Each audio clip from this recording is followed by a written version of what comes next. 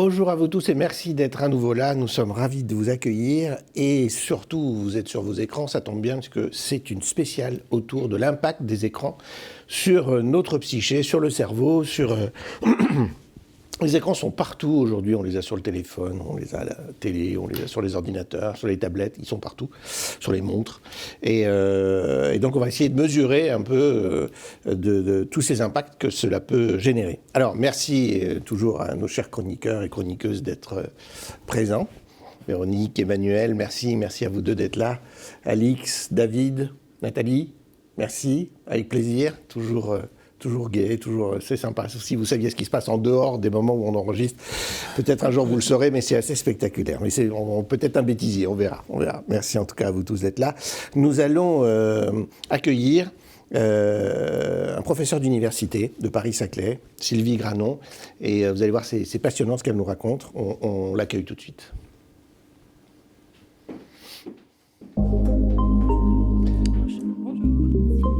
Sylvie, bonjour.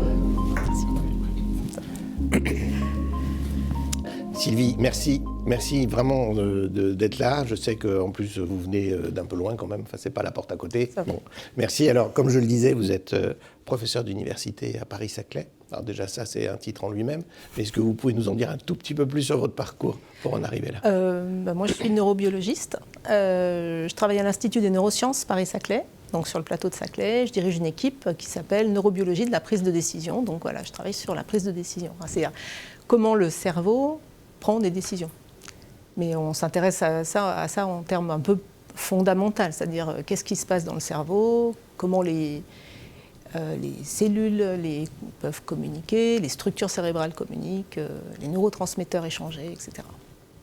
Passionnant. Voilà. C'est un puissant fond, cette histoire. Oui, c'est passionnant. Quels sont les facteurs qui vont influencer, construire, déconstruire la décision dans des contextes sociaux, notamment, puisqu'on prend des décisions en termes sociaux, dans des comportements sociaux, mais aussi dans des comportements non sociaux. Donc, comment on fait pour maintenir une prise de décision adaptée? Comment on fait pour apprendre une décision adaptée? Enfin, voilà. D'accord. Alors aujourd'hui, on se voit pour l'impact des écrans sur notre cerveau. Il y a une évolution, parce que les écrans, à l'échelle de l'humanité, ça n'a quand même pas beaucoup d'années en réalité. Et donc, on voit à quel point ça a pris et à quel point notre cerveau, pour reprendre cette expression, est gourmand de ces écrans. Alors, comment ça fonctionne entre le moment où on va le chercher et l'impact que cela peut avoir? Je trouve ça intéressant comme questionnement, parce que comme vous dites, c'est très récent. Et en fait, ça ne fait que renforcer une appétence qu'a le cerveau pour l'information, c'est-à-dire qu'est-ce qui se passe en dehors de moi. C'est-à-dire que notre cerveau ressent ce qui se passe à l'intérieur, mais il intègre ce qui se passe à l'intérieur avec, par exemple, la faim ou la satiété, la soif, n'importe quoi, tout ce qui fait partie du ressenti. Ça, c'est plus ancien comme concept. La faim, la satiété, c'est la base, en fait. C'est ce qui nous mène, en réalité. C'est la base. C'est-à-dire que s'il n'y a pas ça qui est satisfait, tout le reste n'est que littérature. Donc le cerveau fait l'interface entre ce que je ressens et qu'est-ce qui se passe à l'extérieur de moi. C'est-à-dire, qu'est-ce qui, à l'extérieur, va attirer mes sens, principalement chez beaucoup de mammifères, le regard, pas seulement, ça peut être aussi l'audition, l'olfaction, mais en tout cas, chez les primates, le sens, un des sens majeurs, ce n'est pas le seul évidemment, tous les sens sont importants, mais le regard va être, la vision va être un sens très important qui va attirer l'attention. Et attirer l'attention, c'est quoi? C'est où est-ce que je dédie de l'énergie, du temps, au détriment forcément d'autre chose. Mmh. Exactement. Et donc, alors, quel est le lien avec l'écran? Quel est l'impact, en fait? Comment ça fonctionne? C'est-à-dire, quel est l'impact? C'est-à-dire, comment notre cerveau va décider d'aller chercher plus d'écran qu'avant et de plus en plus? Quels sont les circuits Je pense que si j'avais la réponse, j'aurais peut-être le prix Nobel, je sais pas. Ça vient. Oui, alors peut-être, je sais. C'est pas tellement l'important. Mais En tout cas, ça va vraiment... alors, notre cerveau, il est fait pour être attentif à, c'est-à-dire attentif à ce qui se passe à l'extérieur. Donc, une partie de l'attractivité des écrans, c'est ça, ça bouge. Donc, potentiellement, c'est important. Alors, pas forcément... si on regarde comment est notre cerveau quand on vivait dans des cavernes, par exemple, bon, il n'a pas tellement changé. Hein. Donc, il est toujours en train de classer les événements entre qu'est-ce qui est le plus proche de moi et le plus important, quel que soit ce qu'on met derrière important. D'accord ? Et donc, ce qui bouge est potentiellement important ou potentiellement dangereux. Donc, mon cerveau, il est quand même assez tourné vers l'extérieur et ce qui bouge. Voilà. Donc ça, c'est peut-être une des bases de pourquoi on est tourné vers quelque chose qui bouge. Si vous mettez d'ailleurs pourquoi on n'est pas plus intéressé par une photo que par une vidéo, ben, c'est simple. Justement, la photo, c'est statique, vous en avez fait le tour. Bon, une fois que vous avez le contenu informationnel de la photo, ben ça y est, votre cerveau, il a traité, mémorisé, intégré, utilisé ou pas. Mais en tout cas, alors que la vidéo, comme ça bouge tout le temps, ben, il faut rester attentif. Il faut être dessus, quoi, en permanence. Il y a une masse d'informations que le cerveau est obligé de... Masse, alors je ne sais pas si on peut dire qu'il y a une masse critique d'informations que le cerveau doit traiter. En tout cas, tant que l'information, elle n'est pas figée, donc forcément, comme elle est changeante, on est fait pour traiter l'information qui change. Notre cerveau, il est fait pour ça. Et c'est comme ça que, aussi, c'est ça qui a permis aux individus d'évoluer aussi, de rester en sécurité aussi. C'est-à-dire que pour le cerveau, tout ce qui est changeant, donc potentiellement inconnu, est potentiellement dangereux, entre guillemets, ou attractif. Ce n'est pas forcément que le danger, c'est aussi source d'intérêt, de ressources, quelles qu'elles soient sociales, ou de trouver de la nourriture. Enfin voilà, les besoins de base sont toujours, on n'est que des mammifères, hein, sont toujours les mêmes. Hein. Contact social, nourriture, eau, abri. Voilà. Ça veut dire que finalement la concentration, c'est une vraie discipline, parce que ça demande justement, je prends l'exemple des sursollicitations ou des sollicitations qu'on peut avoir dans le monde du travail, avec la messagerie, le mail, plus le téléphone, le WhatsApp, plus le collègue qui vient taper sur l'épaule. Donc c'est pas de la vidéo. Plus la faim, plus la soif, plus la liste de courses. Peut-être la fatigue suite à une nuit qui s'est mal passée ou peu importe. Mais, donc finalement, par rapport à ce que vous dites sur le cerveau, il a une attention de signaux qui bougent.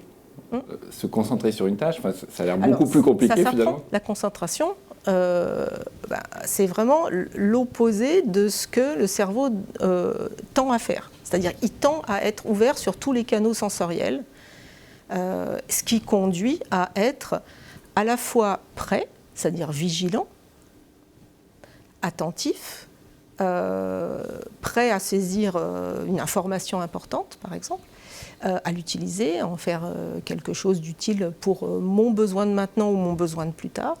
Voilà, le cerveau, il est fait pour ça. Après, se concentrer, ça s'apprend. C'est-à-dire que... la méditation de pleine conscience, par exemple, la sophrologie, la méditation, toutes les techniques qui vont apprendre justement à se focaliser sur un objet précis pendant un temps donné. Ça requiert, en fait, c'est pas passif du tout. Ça requiert, et on a l'impression que la méditation c'est quelque chose de passif, alors absolument pas. C'est-à-dire que ça requiert justement de focaliser ses pensées, son regard mental. C'est-à-dire quand on dit regard mental, c'est pas pour rien, c'est vraiment le regard au sens propre du terme, mais on peut le faire les yeux fermés, sur un canal unique. Et ça, c'est un travail parce que justement le cerveau n'est pas fait pour ça. Alors, ça ne veut pas dire qu'il ne peut pas le faire, hein. Mais il n'est pas fait pour, en tout cas. C'est une éducation avec de la rigueur, avec... Oui, c'est du travail. C'est ça. Finalement, on l'apprend quand ? À quel âge et comment ? Ça, c'est une bonne question. Donc moi, je suis aussi sophrologue, donc je fais un peu ça avec les gens que j'accompagne. À quel âge ? À tout âge, en fait. Mais à tout âge, on n'a pas la même aptitude à focaliser sa pensée, à apprendre à son cerveau à ne pas laisser les sens prendre le contrôle des pensées, quoi. Mais il y a un point. Attends, il y a un point. Je n'ai pas de téléphone parce que sur le plateau je peux pas. Mais on développe des circuits, j'imagine, au fur et à mesure que nous regardons les algorithmes, ce que les algorithmes nous proposent, et donc on voit bien que l'algorithmie, elle va se concentrer sur ce qu'on a l'habitude de voir et qu'on aimerait voir de plus en plus. Et donc, quel est l'impact sur le cerveau? Comment ça fonctionne? Comment ça se construit? Alors, vous me demandez comment se construisent les algorithmes ou votre cerveau? Non, pas les algorithmes, ça je le sais. Parce que ça, j'en suis pas capable. Non, pas les algorithmes. Enfin, je vois le fonctionnement, parce que c'est simple, en fait. Hein. Oui. Mais non, ce que notre cerveau fait, c'est que, en fait, il va être automatiquement attiré par tout ce qui va bouger. Mais c'est une discipline, comme vous dites, ça s'apprend. C'est-à-dire, c'est une discipline que de choisir, de négliger ce type d'information. Par exemple, vous voyez bien, là, vous n'avez pas de téléphone parce que vous dites que vous ne pouvez pas. Mais en fait, donc ça veut dire qu'on peut, quoi.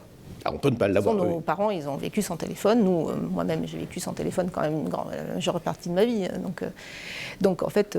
Ce que je veux dire, c'est que est-ce que, au fur et à mesure où je vais évoluer dans des algorithmes négatifs, anxiogènes, stressogènes, est-ce que ça risque de développer de plus en plus chez moi? Alors, il y a ce qu'on appelle le biais de confirmation. C'est ce qu'exploitent ces algorithmes de proposition des réseaux dits sociaux, qui n'ont rien de sociaux d'ailleurs. C'est justement, si vous dites, j'aime par exemple le chocolat et la course à pied, que vous regardez, vous passez plus de temps à regarder des vidéos de personnes qui fabriquent du chocolat, qui mangent du chocolat ou qui vous proposent du chocolat et des gens qui font de la course à pied, forcément, vous allez au final avoir ce biais de confirmation. Oui. C'est-à-dire que comme on ne va vous proposer pas que ça, mais beaucoup de ça, 80% de ça et 20% de n'importe quoi d'autre, vous allez vous dire, c'est que c'est super. Donc votre cerveau, ce qu'il va voir, c'est d'abord la répétition du truc, et psychologiquement, vous allez vous dire, en fait, c'est que c'est super, puisque en fait, je ne vois que des gens qui font comme moi. Oui, mais c'est en ça que vous évoquiez tout à l'heure le parcours de la récompense. C'est là-dessus, c'est ce que le cerveau va chercher, en fait. Alors, il va chercher plusieurs choses. Alors, notre cerveau, il est fait pour, on pourrait dire finalement deux choses assez simples. Il est fait pour automatiser les actions. C'est-à-dire que tout ce qui devient automatique va prendre le moins d'énergie possible et donc ça va être favorisé par rapport à des choses nouvelles, même si il est aussi fait pour s'adapter, mais on sait que ça, c'est à petite dose parce que c'est potentiellement dangereux, entre guillemets. Et puis il est fait pour anticiper. Et anticiper, ça ne veut pas forcément dire décider ce que je vais faire demain matin ou dans un an. Ça peut être ce que je vais faire dans les 2 secondes qui suivent ou la seconde qui suit. C'est-à-dire, sinon, on ne pourrait pas suivre une conversation, on ne pourrait pas lire, par exemple. Donc, on est tout le temps en train d'être... On n'est jamais dans le présent, vraiment, on est toujours un peu dans le futur. Et notre circuit de la récompense, ce qu'il fait, c'est que quand vous allez faire quelque chose, quelle que soit l'action qui vous fait plaisir, il va renforcer cette action-là, donc ce comportement-là, ce qu'on appelle plutôt le renforcement. Quand on dit renforcement, c'est que c'est le comportement qui a produit cette action, quelle qu'elle soit, qui va avoir tendance à se reproduire. Et ça va automatiquement apporter un peu plus de satisfaction, etc. Au détriment d'autres choses qu'on ne va pas forcément éviter, mais c'est juste que ces autres choses-là, ce sont des options qu'on ne va juste pas voir. On va les écarter, en fait. On ne va même pas les voir. Juste inconsciemment, souvent on les écarte. David, tu voulais poser une question? Moi, c'était dans la quotidiennité de ce que disait Alix par rapport à ce travail qu'on doit faire sur cette concentration. Il y a des individus qui n'en ont pas la capacité, ou pas?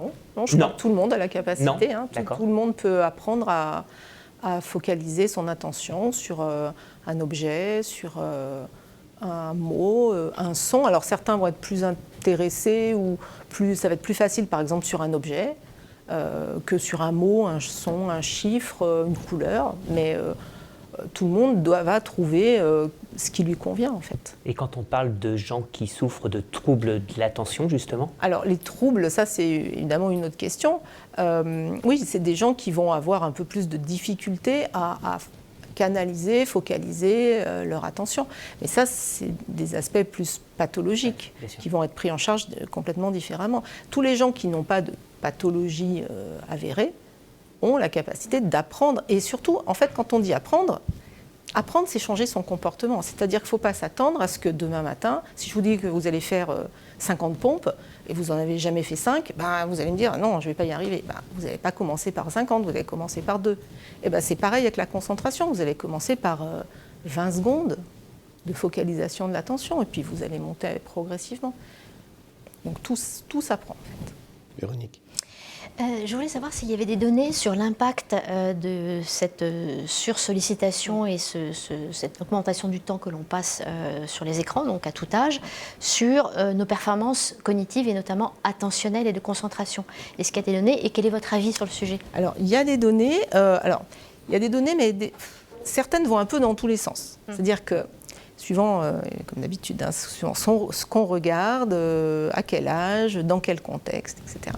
Il y a des données déjà sur ce qui a été diagnostiqué comme une vraie addiction, qui est l'addiction à Internet. Et ça, là, on commence à avoir du recul, puisqu'il y a des données d'imagerie cérébrale, et notamment d'anatomie cérébrale, pas que l'imagerie fonctionnelle, c'est-à-dire on prend un peu une photo instantanée de comment le cerveau s'active dans telle et telle structure, ça donne une information.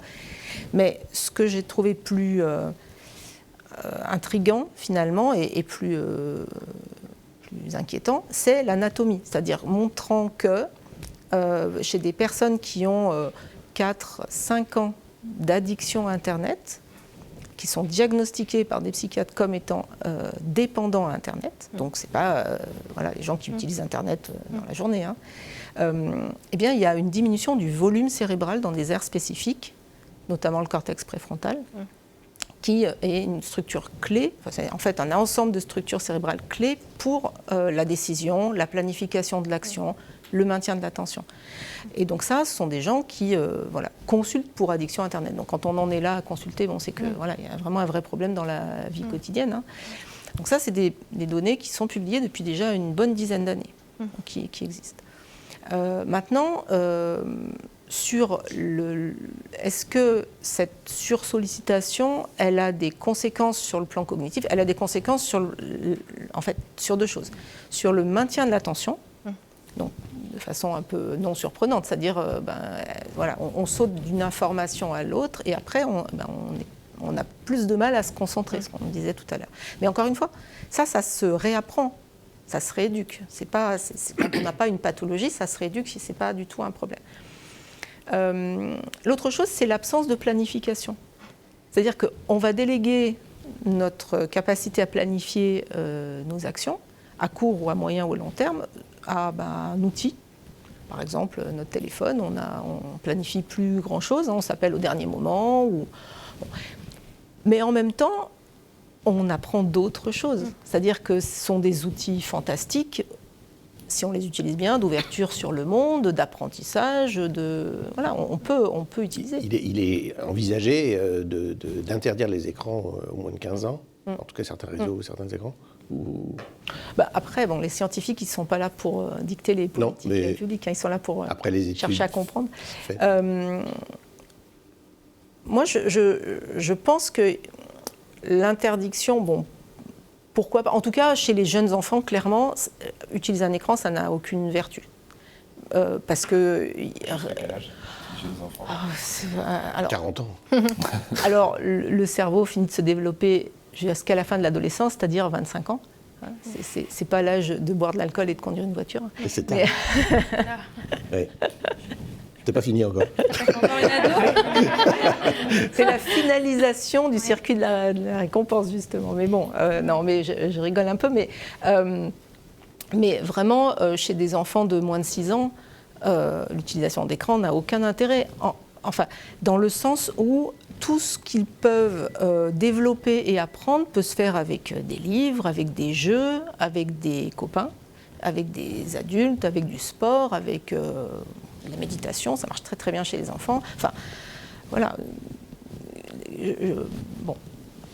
Maintenant, voilà, utiliser un écran, bah oui, c'est comme un peu tout, c'est-à-dire ça s'apprend.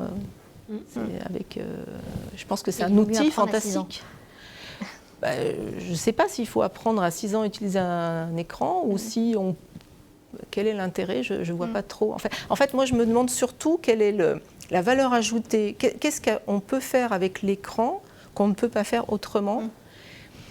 Et des parents qui vont nous répondre, c'est la nouvelle babysitter, en fait. Donc, ou apprendre une langue, non? C'est...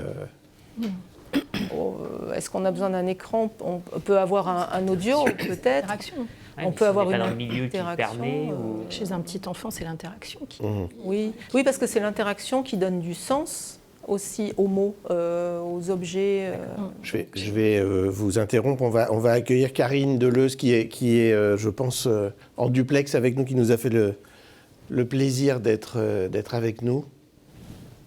Bonjour à tous et à toutes et à tous. Bonjour. Bonjour. Bonjour Karine. Bonjour. Alors, voilà, ça y est, on vous voit. Merci Karine d'être là.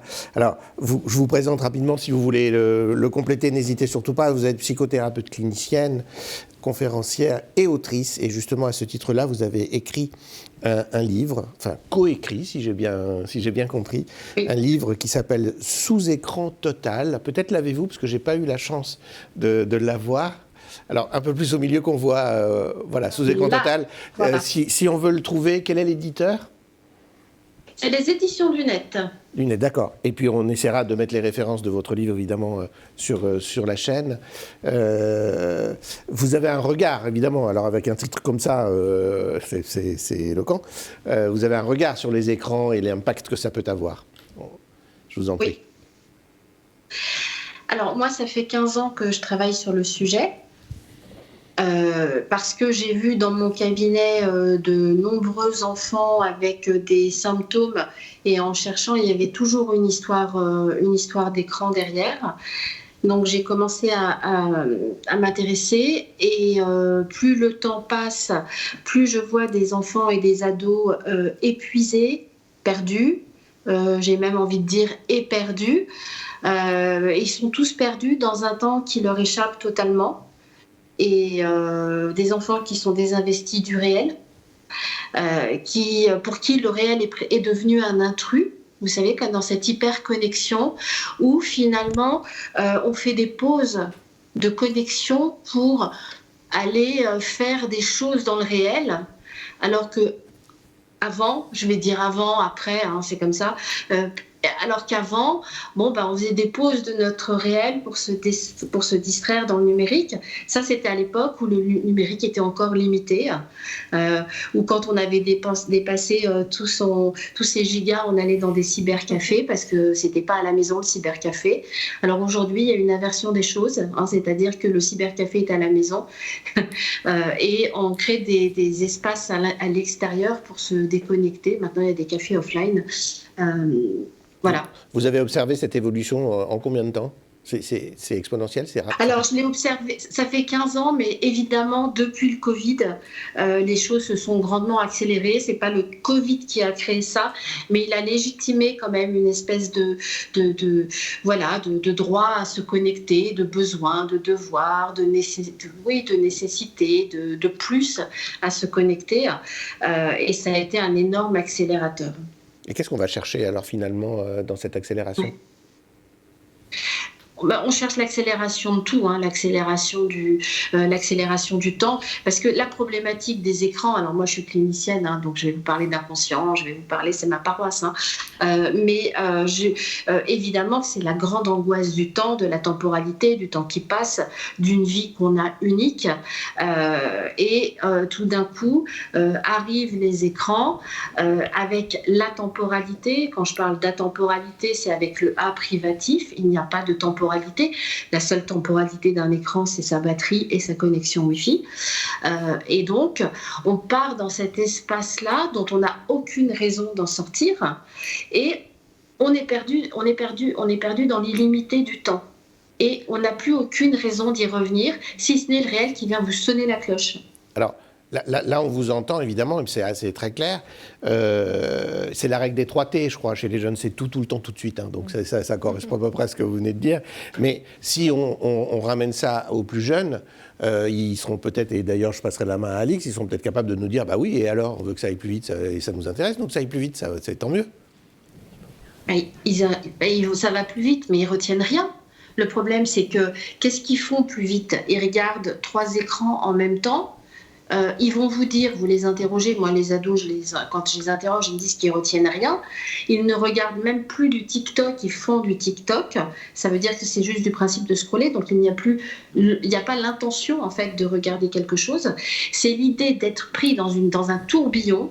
C'est comme un manège en fait, c'est comme un parc d'attractions. Et c'est un truc à sensation. Et c'est l'idée qu'on est tout d'un coup plus vivant parce qu'on est partout, parce qu'on peut tout faire à la vitesse à laquelle on a envie que ça se passe. Ça, c'est important de le dire aussi. C'est une télécommande de vie. On a tous une télécommande dans la main. On écoute les messages si on veut pas. On les écoute à la vitesse où on veut ou pas. On n'est pas obligé de décrocher. On peut accélérer, oui, c'est vrai. On peut tout accélérer. On fait tout ce qu'on veut. On paramètre les applications qu'on veut. Ce qu'on veut pas voir, on le voit pas. Ce qu'on veut pas entendre, on l'entend pas. Ça reste une télécommande de vie. Il y a Sylvie qui voulait vous peut-être. Oui, j'ai trouvé vraiment intéressant ce que vous disiez sur le temps, parce que justement, quand on parlait du cerveau et du développement tout à l'heure, le cortex préfrontal, justement, il participe aussi à l'estimation du temps. Alors, c'est pas la seule structure cérébrale, mais on sait qu'elle se développe vraiment, très lentement et très progressivement, et qu'elle n'est pas pleinement développée avant donc la fin de l'adolescence. Et donc cette absence d'estimation du temps, je trouve que ça va très bien avec ce que vous disiez, c'est-à-dire que ça contribue, je pense, à faire qu'on ne peut pas développer le concept du temps et le concept aussi de résistance à la frustration, c'est-à-dire attendre quelque chose dont on a envie, qu'on va justement envisager, planifier. Et ça s'apprend avec l'âge. C'est-à-dire qu'au cours du développement, donc ça je ne vais pas vous l'apprendre, ou peut-être même nous dire un peu plus de détails sur à quel âge on a quel concept du temps. Mais c'est clair que cet état d'apprentissage du temps qui s'écoule, c'est un élément fondamental des fonctions mentales, des fonctions exécutives, c'est-à-dire de la planification de l'action, de la flexibilité comportementale, de la mémoire de travail et de la prise de décision. Alors c'est intéressant, parce que vous disiez, ça fait une quinzaine d'années, donc on part, vous avez un recul. 15 ans. C'est pas la semaine dernière, quoi. Et nos 2 médecins ici présents, psychiatres, vous avez aussi un recul d'environ une quinzaine d'années, pas plus, Jim. Je voulais être sympa, c'est pas grave. Donc, toutes les deux, est-ce que dans votre consultation, vous avez vu un changement de paradigme entre les ados et les jeunes adultes que vous aviez il y a 15-20 ans et ceux que vous avez aujourd'hui? Absolument. C'est-à-dire qu'aujourd'hui, la réalité, c'est la norme Instagram ou TikTok. Et on a beaucoup de mal à entrer en contact, j'ai envie de dire, chez des gens qui ne sont absolument pas psychotiques, à entrer en contact dans une réalité physiologique, finalement. Les représentations sont tellement raides et figées. C'est très préoccupant, avec une intolérance à la frustration qui est majeure. Effectivement, la dynamique d'attente par rapport à la démarche de consulter est très différente. C'est-à-dire ? En termes de temps, effectivement, ça doit être un effet immédiat. C'est maintenant. C'est maintenant. Ouais, Voilà. c'est tout de suite et maintenant. Alix, t'es d'accord avec ça ? Ouais, je suis plus que d'accord, puisque je le vis de toute façon aussi, et je le subis presque. Et il y a un mot, je crois que vous avez mis un mot sur ça s'appelle le fugitisme. Oui. C'est vous qui avez créé ce concept. Voilà. Et tout à fait. Vous décrivez en fait une forme de fuite du réel par les écrans. Et ma question par rapport à ça, c'est est-ce qu'on peut encore parler d'un usage maîtrisé des écrans, ou est-ce que finalement on est dépassé aujourd'hui ? Moi, je pense qu'on est complètement dépassé, alors pour plein de raisons. Hein. Bon, d'abord, on a affaire à un outil tellement puissant et à un illimité. Je reviens encore là-dessus parce que comment imaginer qu'on va pouvoir trouver des limites avec un outil illimité. Enfin, je veux dire, déjà, tout est dit dans le mot. Donc, ça me paraît... on transforme les parents aujourd'hui en gendarmes, en brigade de jour, brigade de nuit. Ils sont là, ils font des rondes, ils tournent, ils surveillent. Ce sont des modérateurs de porno, ce sont des brigades de nuit. Enfin, c'est absolument... Enfin, ils sont dans un état d'épuisement, ils n'en peuvent plus, ces parents-là.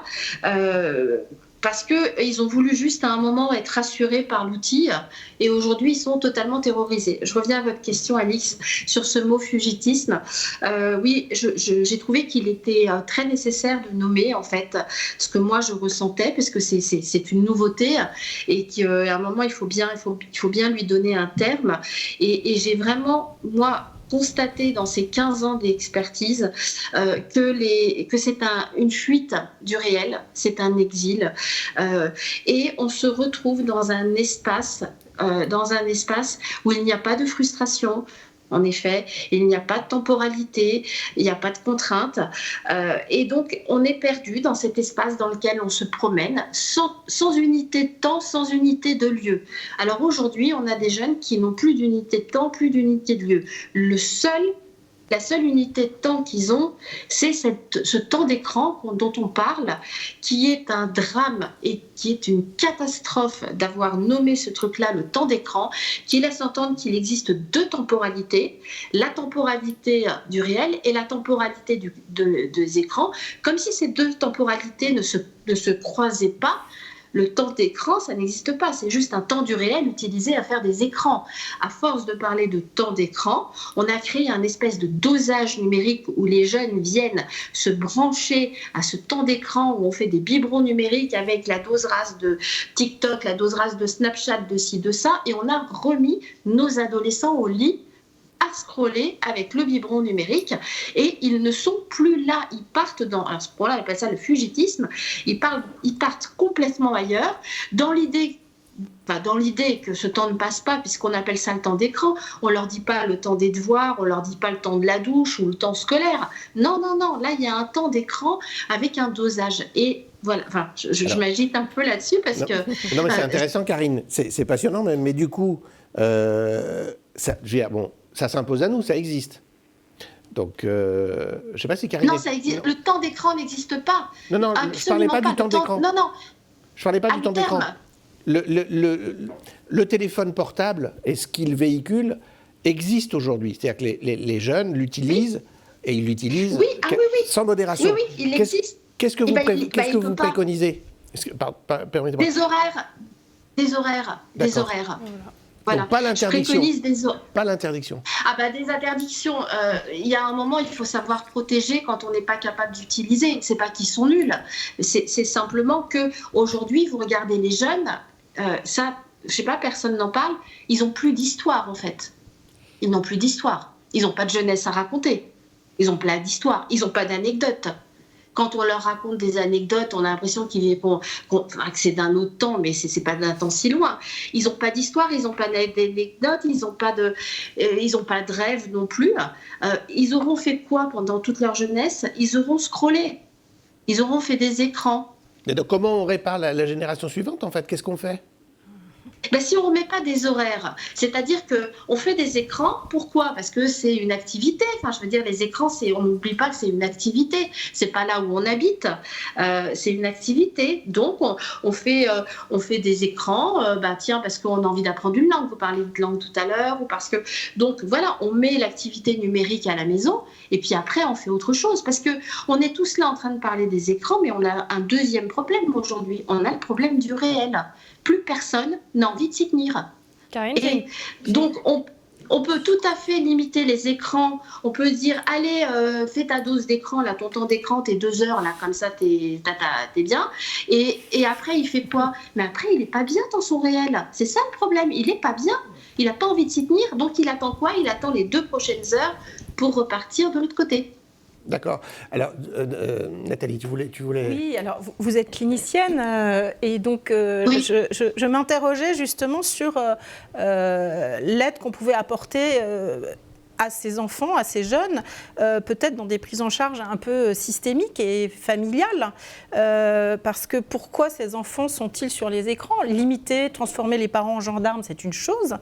Mais finalement, est-ce que les parents ne sont pas eux-mêmes démunis, eux-mêmes déjà dans un circuit où ils sont déjà un peu pris par le travail, leur fatigue, eux-mêmes les écrans, et où est-ce qu'on peut resituer les interactions ? Comment est-ce qu'on peut aider ces familles finalement et ces parents à se reparentaliser pour retrouver l'interaction avec ces enfants éperdus, comme vous disiez ? Oui, c'est-à-dire que c'est vrai, hein, les écrans font écran.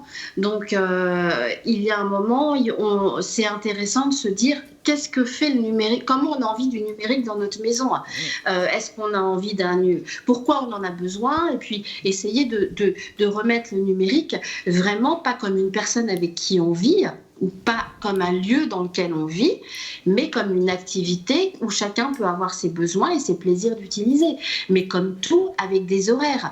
Rien n'est illimité et rien n'est inconséquent. Et je pense que la première leçon à apprendre à ses enfants, ce sont des leçons de vie. Vous savez, la première leçon qu'on apprend à nos petits, le premier conte qu'on leur raconte, c'est les 3 petits cochons quand même. Hein, on leur dit. Attention, la petite maison en paille, paf, la maison en bois, t'es pas bon, la maison en brique, ok, une fois que tu as bien tes limites, tu peux t'amuser et faire ton violon dans la maison. Les 3 petits cochons, c'est ça, parce que le numérique souffle très fort. Merci Karine, merci, on vous garde. C'est une belle histoire. Sylvie, on va vous remercier évidemment d'être venue avec nous et du regard scientifique. Karine, merci beaucoup. Et on va accueillir un témoin, une témoine, je ne sais pas si on peut le dire, qui va nous parler de sa relation aux écrans. Merci beaucoup. Merci. On va accueillir Léna qui nous a fait le plaisir de nous retrouver. Bonjour Léna. Merci d'être là.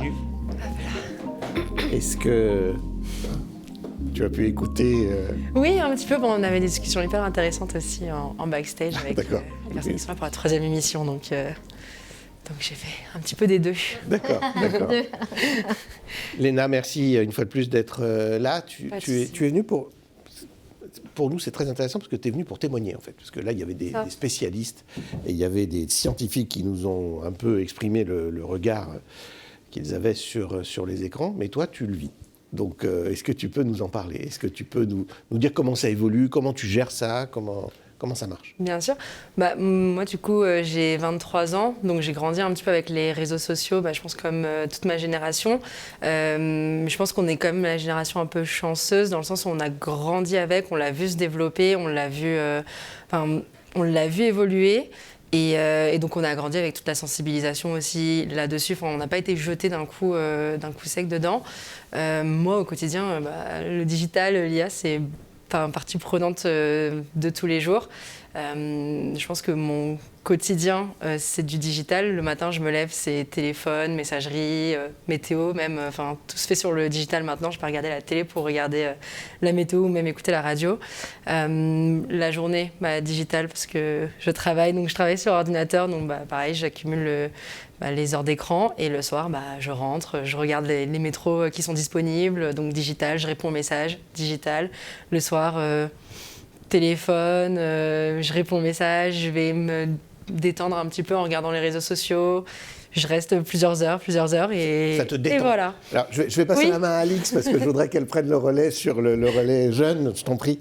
J'ai évidemment plein de questions, mais j'aimerais bien rebondir, comme tu as pu écouter ce qui s'est passé avant. Karine parlait d'horaire, par exemple. J'imagine, mais je vais le dire pour tout le monde, la FOMO, je ne sais pas si vous connaissez ce mot, c'est la peur de rater quelque chose, fear of missing out.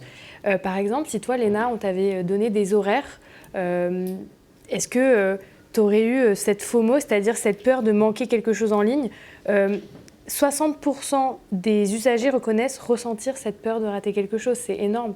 Donc qu'est-ce que tu as pensé de cette potentielle méthode C'était de perdre ses flammes, non? Il y a eu un truc comme ça. Bien sûr. C'est ça, hein? Oui. Ouais. Quand j'étais jeune, j'avais cette FOMO, mais vraiment, je me rappelle, c'est une anecdote hyper spécifique, mais moi je me rappelle j'étais en Australie en voyage avec mes parents et m'avoir dit à mon père, il faut que je me connecte à ton Snapchat, là je vais perdre mes Strix, faut vraiment que je le fasse, parce que j'avais plus de réseau sur moi, j'avais plus de batterie, et je voyais vraiment mon père qui comprenait pas, mais qui a essayé d'être supportif et qui m'a donné son téléphone pour que je télécharge Snapchat et que je fasse mes Strix. Donc je pense que oui, à une époque, j'avais vraiment cette FOMO et anxiogène. Vraiment... c'était très anxiogène. C'est-à-dire que j'étais vraiment dans un état de... je pense que mes parents devaient être hyper décontenancés de se dire, mais comment ça se fait que pour une photo, ma fille soit en stress, en larmes un petit peu. Donc je pense qu'à une époque, j'avais beaucoup cette FOMO, pareil, de me dire si je me fais confisquer mon téléphone, je vais rater quelque chose sur un groupe avec mes copains, avec mes amis. Maintenant déjà, je me fais plus confisquer mon téléphone, donc j'ai pas cette FOMO. Mais juste, je l'ai plus, je me mets plus cette pression de me dire il faut absolument que je sois alerte sur il faut absolument que je sois à cette soirée, absolument à cet endroit-là, il faut absolument que je sois au courant de cette nouvelle information. Souvent, je suis un peu en décalage, même maintenant, je vois souvent les informations après qu'elles soient tombées. Je rate toujours par exemple les ventes en ligne des concerts. Ça va trop vite. Ça va trop vite, ça va tellement vite. Même pour nous, ça va trop vite. Ça va trop vite pour moi et même maintenant, je suis presque contente de me dire c'est pas grave, j'ai pas eu l'information au bon moment. J'essaierai l'année prochaine en me prenant en avance, mais. Donc on peut guérir du FOMO finalement. Après pour les scientifiques, en fait la FOMO c'est le nomophobe, c'est ce trouble anxieux d'être sans son téléphone. Donc ça a quand même un nom scientifique. Donc c'est quand même un sujet. Docteur, non? Nomophobe, la peur d'être sans son téléphone. Alors on ne connaît pas le nom, mais on connaît Elles sont atteintes aussi. Elena, du coup tout à l'heure tu parlais de l'IA. C'est un vrai sujet, que ce soit en entreprise ou dans notre vie personnelle. Moi, je vais prendre un peu l'accès perso. On voit pas mal de personnes qui disent est-ce que ChatGPT ne serait pas le nouveau psychologue des jeunes? Parce qu'aujourd'hui, je ne sais pas si vous avez vu récemment, mais il y a un adolescent qui s'est suicidé aux États-Unis parce qu'en se confiant à ChatGPT, il y a eu un engrenage où ChatGPT n'a pas eu les bons réflexes. On ne parle pas d'un humain, mais bien d'une IA. Toi, qu'est-ce que tu penses de ça? Comment tu le vis au quotidien, ce rapport à l'IA générative, en pro et en perso d'ailleurs? Ouais, en pro, je pense comme tout le monde. Oui, je veux dire, j'ai fini mes années universitaires, j'ai fini mon mémoire. ChatGPT est arrivé à ce moment-là, donc comme tout le monde, il m'a aidé dans plein de domaines différents. Maintenant, dans le pro, je l'utilise un petit peu moins maintenant parce que je suis un petit peu moins satisfaite des IA professionnelles. Mais après, dans le perso, je me suis retrouvée récemment à l'utiliser. C'était la première fois c'est un peu la première fois que ça m'est arrivé de me dire j'ai une problématique perso. J'ai besoin d'un avis, je ne sais pas trop qui contacter et est-ce que j'irais pas demander un peu des conseils à cette IA qui a des données un petit peu de tout l'internet, donc sûrement plein de sites, comme Doctolib ou des choses comme ça. Moi, je faut savoir, je suis un peu hypochondriaque, donc ça m'est déjà arrivé d'aller demander à ChatGPT j'ai ça, qu'est-ce que ça peut être ou même parfois là je stresse là-dessus, qu'est-ce que tu peux me recommander de faire? Je sais que ça remplace pas un psy. Mais c'est vrai que j'avoue que c'est agréable de l'utiliser presque. Il est là. S'il est 23h, je ne vais pas appeler quelqu'un en disant là, je me sens pas très bien. Un petit message à ChatGPT et c'est fait. J'ai une présence en fait. Ouais, c'est ça. Un doudou. C'est un peu comme un doudou. C'est un petit peu ça. Il est rassurant. C'est une réponse neutre. Il va dans ton sens. C'est un peu ça qui est dangereux, je pense aussi. C'est une réponse neutre, c'est-à-dire qu'il n'y a pas de jugement. Et ça, visiblement, ça soulage énormément. Et puis, ça permet, comme vous le disiez, à n'importe quelle heure du jour et de la nuit, aussi de poser des questions sur des symptômes dont peut-être qu'on n'oserait pas aborder avec ses parents, ses amis, etc. Donc ça peut être anxiolytique un petit peu, du coup. Absolument. Il y a quelque chose d'informatif qui est extrêmement intéressant, et puis des techniques de relaxation, de respiration, etc., qui peuvent être des bons outils. Après, ça ne va jamais remplacer une relation thérapeutique. Et tous ces choses qui sont justement dans ces décalages, dans ces quiproquos, qui font une relation et qui font le soin. Mais Voilà, et je pense à une patiente hongroise qui avait beaucoup de mal à s'exprimer en français et qui a, grâce à l'IA, pu finalement m'aider à l'aider. Voilà, a pu décoder un peu plus ses symptômes. Voilà. Donc parfois, c'est quand même... J'ai l'impression quand même que tu gères... tu gères bien le rapport à l'écran. Enfin, si j'ai bien compris... Je le gère correctement. Je pense que comme tous les jeunes, j'ai mes défauts dessus. Moi, mon copain, titre personnel, trouve que je passe énormément de temps sur les écrans comparé à lui. Donc, je pense à son détriment ? Non, pas à son détriment quand même. Mais par exemple, je me lève le matin et c'est vrai que je vais très rapidement aller me mettre sur les réseaux sociaux, je vais aller regarder ce qui a été fait, je vais aller regarder des vidéos. Vous parliez tout à l'heure de l'algorithme, notamment TikTok, il me semble. C'est des algorithmes hyper précis. Moi, je sais que j'en suis victime, je pense, comme beaucoup. Mais l'algorithme est super précis et je peux passer vraiment des heures à boire du contenu de TikTok sans m'en rendre compte. Là, plus au détriment de mes heures de sommeil, par exemple. Ah oui. Donc, me dire le soir, je me dis, là, je passe 1 heure ou 30 minutes. Ah bah, ça fait 2 heures et là, je commence à fatiguer. Mais tu t'en rends pas compte ? Bah, je m'en rends compte, mais c'est un peu difficile parfois de te dire stop parce qu'on se dit, ah, prochaine vidéo, j'arrête. Ou, en fait, on continue, on est un peu dans cette spirale. En vrai, c'est bizarre à dire, mais ça détend. On a passé une dure journée, on boit du contenu sans vraiment le mémoriser, sans le retenir. Juste, il est agréable à regarder, on continue, ça stimule. Donc, c'est pas forcément bon, je pense, d'ailleurs, avant d'aller se coucher, d'être stimulé comme ça. Mais ça fatigue en même temps, parce que c'est les écrans. Je pense que c'est une relation complexe. J'ai pas la réponse, je pense pas l'avoir. C'est intéressant comment tu vis. Mais c'est vrai que c'est un peu compliqué. Je pense que j'arrive un peu à mettre des limites, mais je pense que comme tout le monde, je suis victime quand même des réseaux sociaux. Je vais pas mentir et dire. Si par exemple ce soir tu dis tiens, je vais participer à une émission, ce soir j'ai pas envie, allez hop, je l'utilise pas. Qu'est-ce qui va se passer ? Là ça va. Là par exemple, je suis dans une émission, je vais pas l'utiliser parce que je suis dans le stress d'une émission, mais je pense que si je l'utilise pas trop, ça va, mais je sais que j'ai quand même besoin de savoir où est mon... C'est plus un rapport au téléphone, je pense que peut-être les réseaux sociaux, mais de me dire, il faut que mon téléphone soit pas trop loin, quand je vais me coucher, il faut qu'il soit chargé pas trop loin de moi, parce que aussi c'est mon réveil. Enfin, en fait, il est tellement lié à ma vie perso dans tout, que vraiment de me dire, pareil, il est pas là, pourquoi il est pas là là, ça, je pense que c'est là où c'est un peu plus anxiogène. Ouais, je comprends. Alix, je t'en prie. Du coup... Est-ce qu'on peut, c'est peut-être une question pour vous, est-ce que ça détend vraiment finalement de scroller comme ça ? On a une sensation de se détendre, mais est-ce qu'on se détend vraiment ? Non, c'est vrai. Je pense que c'est en partie un leurre. Alors ça peut détendre, effectivement, ça peut être une source de détente dans un temps limité, comme le disait tout à l'heure la clinicienne psychologue, mais lorsque ça prend trop de temps et au détriment de notre hygiène de vie, notamment par rapport au sommeil, ça a des conséquences, ça peut avoir des conséquences délétères. Ouais.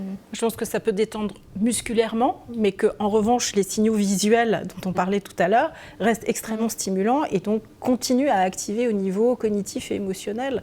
Et on voit donc ces décalages de l'endormissement. Parce que, Mais toi, tu travailles sur la mindfulness, puisque c'est un peu ta spécialité quand même, donc la pleine conscience. Oui. Donc du coup, comment tu travailles pour limiter l'accès aux écrans ? Parce qu'il doit y avoir des méthodes justement pour se dire, tiens... C'est très simple. Tu t'assois. C'est très simple. En pratique, c'est très simple. C'est un apprentissage dont Sylvie, voilà, Sylvie nous parlait tout à l'heure, qui est finalement quand même un effort colossal, qui est de simplement s'asseoir, s'ancrer, poser les pieds sur le sol, sentir la relation à la terre et se connecter à son souffle.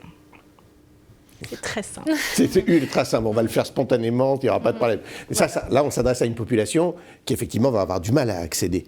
Bien sûr, mais c'est passionnant de le tester justement avec justement toutes sortes d'addictions d'ailleurs. Oui. Parce qu'il y a ce temps d'arrêt, alors on commence par quelques secondes, et on a la même chose avec les hyperactifs.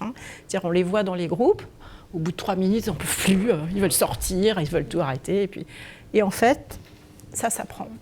Et comment vous faites pour les personnes qui, justement, vont se dire moi, je sais, parfois, les réseaux sociaux, j'utilise pour pas penser à d'autres choses, pour pas m'aller dans mes... dans les ruminations. Voilà, dans les ruminations, dans les... il s'est passé ça au travail, c'était horrible, c'était humiliant. C'est pour ça que tu dis que ça te détend. C'est ça, c'est pour ça que je dis ça me détend, parce que si je me pose sans rien, ça fuse, ça ne s'arrête pas. C'est un peu les pensées intrusives, je pense. Non, c'est le fonctionnement normal du cerveau, en fait. et on voudrait, en fait, modifier ça. Ouais. Or, un cerveau au repos, c'est le mode par défaut. Le mode par défaut, c'est tout qui fonctionne, qui circule en permanence. Et du coup, ça, c'est anxiogène. Oui. C'est ce que les réseaux sociaux, parce du coup... qu'on porte un jugement dessus. Et c'est ce que la mindfulness nous apprend, c'est-à-dire d'accueillir cette espèce de flot de pensée et de pouvoir observer quel jugement on va porter dessus et quels effets physiologiques aussi on va fabriquer simultanément. Et par la respiration, on a une porte d'entrée qui nous permet, par le souffle, de réguler en fait, le système neurovégétatif. Donc on apaise physiologiquement, on apprivoise au niveau cognitif et on traverse. Bien sûr. Léna, je peux te poser une dernière question ultra intime de chez Ouf de Fou, je loue. Tu as envie d'avoir des enfants ? Oui, je pense comme tout le monde, oui. Enfin, comme beaucoup. Désolée, peut-être pas tout le monde. Qu'est-ce qui se passe si tu dois transmettre quelque chose ? Tu valides l'écran ou tu limites ? Non. Je pense que là, je dirais... En fait, ça, moi, je pense que pour avoir grandi avec... Mais je vois maintenant, en plus, plein de jeunes avoir des écrans. Moi, je vois mes petits cousins, dans ma famille, qui ont des téléphones en 6e. Moi, en 6e, j'ai dû me battre avec mes parents pour avoir un téléphone. J'en ai pas eu, c'était un Nokia. L'écran, il faisait cette taille. Et je me dis... et même, j'en en discutais un petit peu avec des personnes, mais... un enfant qui grandit avec des écrans, je pense que ça a un impact énorme sur son développement, sur son cerveau, sur sa façon de communiquer. Moi, je vois déjà l'écran, ça a un impact sur ma façon de m'exprimer, sur ma mémoire, même on n'en parle pas, mais le fait de scroller sur les réseaux et d'ingurgiter énormément d'informations, ça impacte notre mémoire, notre capacité de retenir de l'information, je pense. Un enfant qui se développe, j'ose pas imaginer tout ce qu'on ne sait pas sur l'impact de... Donc c'est non, en fait. Ah, moi, ce serait non, je pense. C'est intéressant comme utilisatrice excessive. Oui. Du coup, c'est non. C'est intéressant. Moi, ce serait non, je pense. Ce serait vraiment pas avant un certain âge. Alors là, je ne me suis pas assez renseignée sur les enfants, donc, parce que c'est pas ma priorité. Mais je pense pas... c'est difficile de dire non en même temps, parce que c'est un peu la facilité aussi de dire... puis il va être marginalisé. Mais effectivement, toi, tu as une proportion à dire non. Donc, moi, j'aurais une proportion à dire non. S'il y a beaucoup de parents comme toi, futurs, on devrait pouvoir... Oui, alors, exactement. Et vraiment, c'est pour le bien de mon enfant. Parce que moi, mes parents ont mis des limites aussi sur moi quand j'étais jeune. Et aujourd'hui, je suis libre, j'ai plus de 18 ans. Donc c'est moi aussi qui me suis créé mes propres problématiques par la suite. Mais mes parents ont bien fait leur éducation. Bien sûr, moi, j'aimerais pouvoir me dire, je fais bien mon éducation. Après 18 ans, si mon enfant tombe dans des dérives, je serai toujours là. Mais Léna, merci. Tu restes avec nous. On va laisser David nous faire part de sa rubrique bien-être. Je te dis, c'est la bulle d'oxygène chez nous. La bulle d'oxygène, mais ça va pas être évident au milieu de tout ce qu'on s'est dit là. Alors moi, je vais vous parler d'un sujet aujourd'hui qui est cet art de remettre à demain ce qu'on peut faire maintenant. Voilà, ça fait lien avec ce qu'on a pu entendre de Karine, de ce qu'on a pu entendre de Sylvie, puisqu'on on va parler du circuit de la récompense. Alors, c'est ce monde fascinant de la procrastination. Voilà, ce mécanisme qui nous fait croire qu'on a le temps alors qu'on s'en prive complètement. Alors, qu'est-ce que c'est ? Donc, je disais, c'est l'art de remettre à demain ce qu'on pourrait faire maintenant. C'est pas de la paresse, voilà, ça pourrait paraître comme ça. C'est une stratégie d'évitement. On parlait tout à l'heure de cette fuite aussi. Alors, quelques chiffres. 85% des Français déclarent, voilà, honnêtement, procrastiner, et 92% des 12-24 ans. Voilà. Bon. Donc, c'est quand même assez important.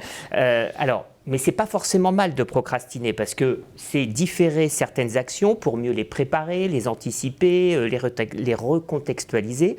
Mais après, quand ça devient systématique, c'est là où c'est vraiment pesant. Alors, qu'est-ce qui se passe dans notre cerveau quand on procrastine ? Voilà. Alors, le cerveau, et là je rejoins ce que disait Sylvie tout à l'heure, il cherche à éviter l'inconfort. qui ne ferait pas ça. Il privilégie le plaisir immédiat et donc activant le circuit de cette récompense. Il faudra un peu plus de temps pour expliquer. Je vous invite, téléspectateurs, à aller voir ce que c'est que le circuit de la récompense. C'est une expérience avec des enfants. Mais en repoussant et en augmentant, malheureusement, sa charge mentale. Donc les tâches vont s'accumuler, elles vont se suivre, elles vont commencer à nous peser et cela va avoir un impact sur l'estime de soi. Certaines personnes finissent par se dire qu'elles sont nulles, qu'elles sont inefficaces, incapables, et donc il y a une perte de motivation complète. Elles se dispersent et donc... mais quelquefois, ça peut être utile. Alors, on a tous reporté des actions. Alors, c'est sûr, moi, je le fais peut-être un peu plus que les autres. Moi, c'est chronique chez moi. Mais est-ce que... Ça tombe bien pour un chroniqueur. Voilà, bon, est-ce que c'est bien de reporter? Donc, on le disait, oui, ça a des vertus, mais bon, l'enjeu, c'est surtout de comprendre pourquoi est-ce qu'on le fait. Est-ce que c'est par peur, par perfectionnisme ou par manque de clarté? Alors, ça a des impacts. Ça a des impacts sur la charge mentale, on l'a évoqué, mais ça a aussi des impacts sur notre quotidien. Ça va impacter nos relations sociales, notamment avec des retards, des promesses non tenues, un manque de fiabilité, je pense aussi dans le travail. Alors, je vous rassure, et là c'est une séquence pour tous les procrastinateurs, si on est autour de la table ou derrière les écrans, ça va être un moment où il va falloir écouter. L'idée maintenant, ça va être de prioriser les choses. Et donc, prioriser les choses, on va le devoir à un Américain, à un président américain. Voilà, il y en a qui font des choses très bien. Voilà, c'est Eisenhower. Alors, je vous invite à regarder cette matrice qu'Eisenhower a mis en place.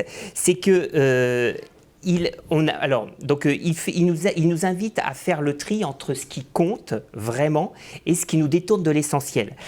Donc, cette matrice nous invite à agir avec intention et à planifier ce qui nourrit notre vie ou alors à lâcher ce qui nous disperse. Donc si on regarde un peu plus près cette matrice, on voit qu'elle se compose en 4 catégories. Il y a tout d'abord ce qui est important et urgent, ce qu'il faut faire tout de suite et ce qui compte profondément et qui doit être fait maintenant. Et vous pouvez voir quelques exemples. Ensuite, il y a aussi ce qui est important mais pas urgent. Et donc ce qui nécessite cette fois de la planification. Et donc, typiquement, c'est passer du temps avec ses proches, faire une activité physique. Troisième catégorie, c'est ce qui est urgent, mais pas important. Alors là, on a un avantage, c'est qu'on peut le déléguer. On peut le traiter rapidement aussi, et typiquement, ça peut être, j'ai un colis à aller chercher, j'y vais, ça ne prend pas de temps, mais en revanche, il faut le faire. Et puis alors là, et on en a longuement parlé, puisque ça rejoint le scrolling sur les réseaux sociaux, c'est ce qui est de l'ordre du ni urgent, ni important. Donc ça, je vous invite à l'éliminer, à le repousser. Ce tri mental nous permet de reprendre le contrôle et puis de libérer de l'espace et de faire vraiment ce qui compte. Alors, pour terminer, quelques conseils pour apprivoiser la procrastination. C'est fractionner les tâches en mini-actions, se fixer des délais réalistes, utiliser du visuel, des rappels. Alors les post-it ont été peut-être inventés pour ça, les agendas électroniques aussi. Apprendre à dire non, parce qu'on a tendance des fois, avec de la bonne volonté, à en faire beaucoup. Voilà, donc on s'éparpille.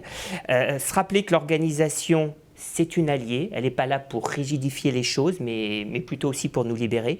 Et puis surtout, accepter que tout ne puisse pas être fait quand on l'entend, voilà, et que la procrastination, c'est pas un ennemi, c'est simplement un signal. Donc il faut s'écouter, il faut le comprendre et puis le transformer. Merci beaucoup, voilà. Merci beaucoup, David. Alors je vais reprendre ce que tu as évoqué. Il y a quelque chose d'urgent et d'important, c'est de rendre l'antenne. Donc Léna, merci évidemment d'être venue témoigner. C'était un moment très, très agréable. Merci beaucoup, merci à vous tous. Je vous propose de regarder la caméra et de dire au revoir et à bientôt, la semaine prochaine, jeudi, pour la santé mentale des femmes. Merci à vous, au revoir.